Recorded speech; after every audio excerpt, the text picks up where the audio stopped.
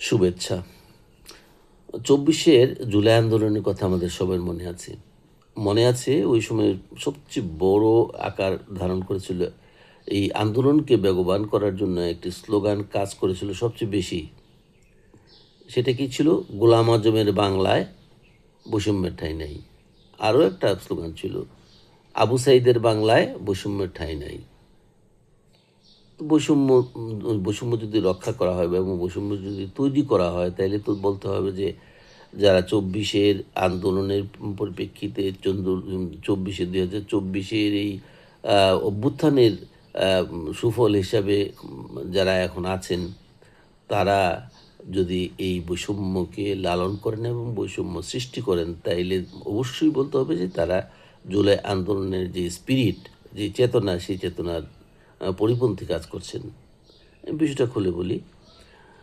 এই মুহূর্তে বাংলাদেশের সবচেয়ে বড় সমস্যা হচ্ছে লোডশেডিং, মানে বিদ্যুৎ নাই। বিদ্যুৎ না থাকার কারণে এক এলাকা থেকে আরেক এলাকায় বিদ্যুৎ দেওয়া হয়। তো কিছুদিন আগ পর্যন্ত এই লোডশেডিংটার একটা একতরফাভাবে সেটা দেওয়া হতো মফস্বলকে।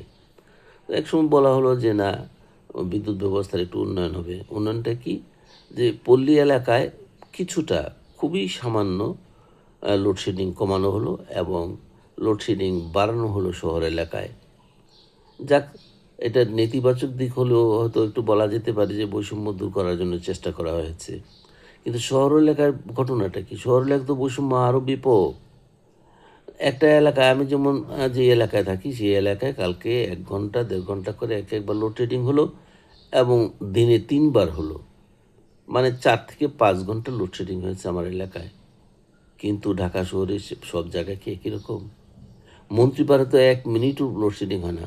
কেন? ঢাকা বিশ্ববিদ্যালয়ের কি লোডশেডিং আছে? নাই। কেন? আরও একটা এলাকা আছে, সেখানেও লোডশেডিং নেই। কেন? এটা কি বৈষম্য নয়?